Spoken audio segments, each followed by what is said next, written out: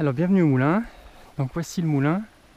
Donc ici nous avons l'emplacement originel de la roue. Nous avons péniblement vidé. Donc là il y a un trou de 5 mètres, on voit plus grand chose maintenant, l'herbe a repris. On l'a entièrement vidé à la main. Donc c'est un travail de titan. Il y a 5 mètres de profondeur.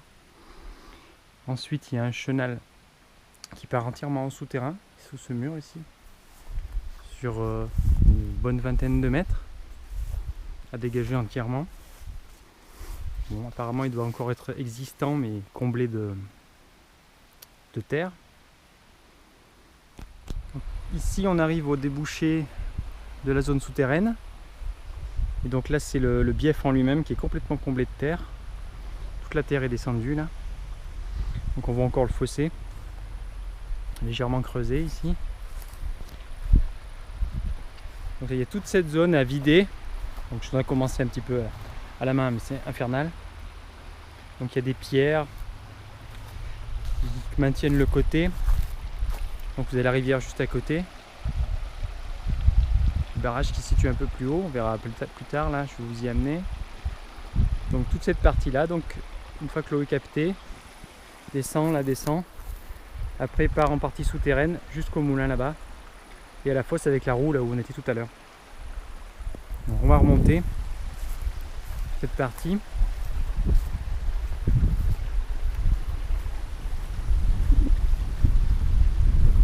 Donc on a tombé pas mal d'arbres qui gênaient, des racines qui sont énormes qu'on repoussait depuis tout le temps. Ici il y a un pont en fait, un pont en pierre, avec d'énormes pierres. Donc on l'avait vidé plusieurs fois et en fait la terre redescend en permanence et se recomble.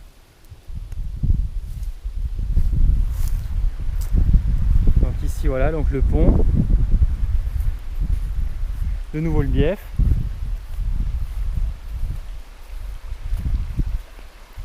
Donc il y avait d'énormes racines, on a dégagé les énormes racines qu'il y avait qui faisaient plus de 20 cm de diamètre. Là, voilà, avec le moulin au fond.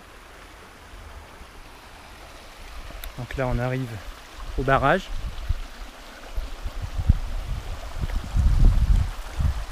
Donc là on est normalement dans le bief, qui est complètement comblé. Et c'est la captation d'eau qui se fait juste ici. Voilà, c'est ici que se fait le captage de l'eau. Donc c'est ici que se situait l'écluse, qui venait boucler ici là. Et donc le barrage retenait toute l'eau ici. Et donc il a cédé là-bas. C'est entièrement rempli ici de cailloux, de galets. Et les grosses pierres de taille du barrage sont parties dans la rivière.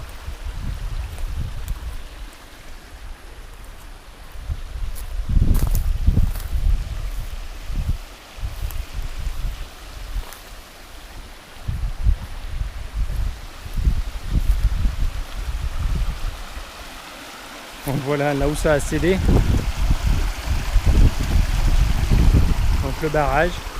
Donc maintenant il est entièrement rempli de pierre. Ici c'était de l'eau. Et donc l'eau était captée directement et partait après sur le bief dont on vient.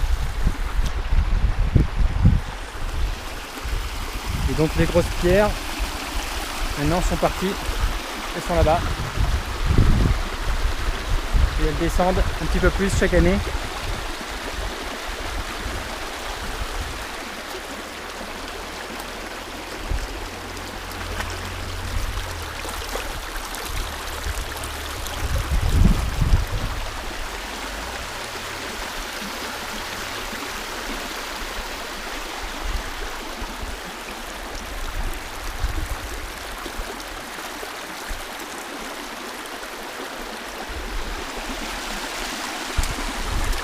Donc voilà la tâche titanesque. Donc voilà, pour vous faire une petite idée de l'ampleur des dégâts sur le barrage et le bief. Et donc avec une mini pelle, on peut envisager d'enfin vider tout ça, travailler bien correctement, parce qu'à la main c'est juste impossible. Là, essayer de virer les cailloux qui ont été amenés par le lit de la rivière. Tout le lit de la rivière est descendu avec des cailloux énormes. Ici ça s'est complètement rempli. Donc pour vider ça là, c'est juste de la folie. Donc voilà, c'était juste cette petite vidéo pour vous montrer. Ici donc l'écluse. Voilà. Qui venait ici terminer. Et s'enficher là-bas dans le mur.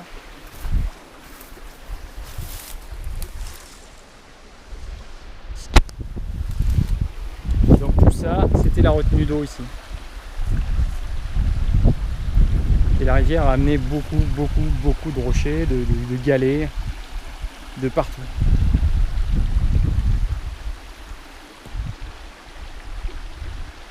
Voilà, donc si vous voulez sauver ce monument, ben, n'hésitez pas.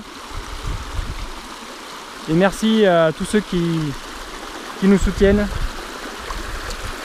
dans ce gigantesque travail à la fois archéologique et de reconstruction d'un moulin de 1886. Voilà, merci à tous.